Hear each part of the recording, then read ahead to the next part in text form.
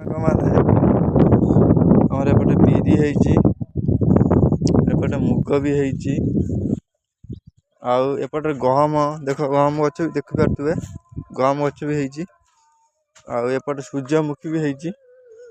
ଆଉ ମୁଁ ବି ବହୁତ ଦିନ ପରେ ବିଲକୁ ଆସିନଥିଲି, ଆଜି ଆସିଲି ଟିକେ ବୁଲିବା ପାଇଁ। ଆଉ ଆମର ଏଇ ଗଛ ବି ଦେଖନ୍ତୁ, ସୂର୍ଯ୍ୟମୁଖୀ ଗଛ। ଏପଟେ ଗହମ,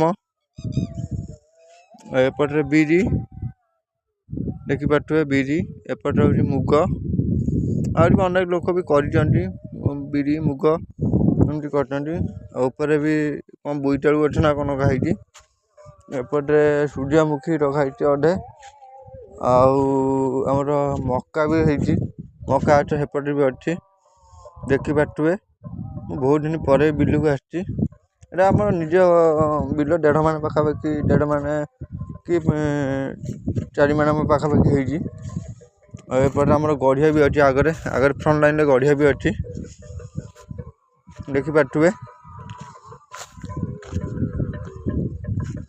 ଆଜି ଆମର ଆସିବାର କାରଣ ହେଉଛି, ଆମ ଗଢ଼ିଆ ଆଜି ଖୋଳା ହେବ। ନେକ୍ସଟ ଭିଡ଼ିଓ ବି ମୁଁ ଆଣିବି, ଗଢ଼ିଆ ଖୋଳା ହେବ ଆମର। କାହିଁକିନା ଆମର 2ଟା ପୋଖରୀ ଅଛି, ଆଉ ଗଢ଼ିଆ ବି ଖୋଳା ହେବ ଆଜି। ସେଇଥିପାଇଁ ଆଜି ଟିକେ ଛୁଟି ମାରିକି ଆସିଛି ଆମ ଗଢ଼ିଆରେ। ଚାଲନ୍ତୁ ଦେଖିବା, ଶୁଖିଲା ଗଢ଼ିଆ ପୁରା, ମାଛ ନାହାନ୍ତି, ଭଲ ମାଛ ବି ଥିଲେ। ଦେଖନ୍ତୁ ଆମ ଗଢ଼ିଆ ଚାରିପାଖରେ କଦଳୀ ଗଛ। ଗଢ଼ିଆ ଭିତରକୁ ଯିବା, ଶୁଖି ଯାଇଛି ଆମ ଗଢ଼ିଆ। ବର୍ତ୍ତମାନ JCB ଆସିବ, ଖୋଳାଯିବ। ଦେଖିପାରୁଥିବେ ଶୁଖିଲା ଗଢ଼ିଆ ଅଛି। ବୁଆ ହେଲାଣି ପାଖାପାଖି 4 ମାସ ପାଖାପାଖି ହେଲାଣି, ଆଜି ଖୋଳାଯିବ।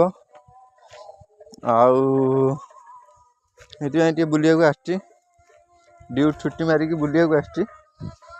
ଦେଖିପାରୁଥିବେ ମୋ ୟୁଟ୍ୟୁବ୍ ଭାଇମାନେ, ଯେଉଁମାନେ ମୋର ଲାଇକ୍ ଆଉ ସବସ୍କ୍ରାଇବ୍ କରିବେ ଚ୍ୟାନେଲ୍କୁ। ନୂଆ ନୂଆ ବ୍ଲଗ୍ ବି ଆଣିବା।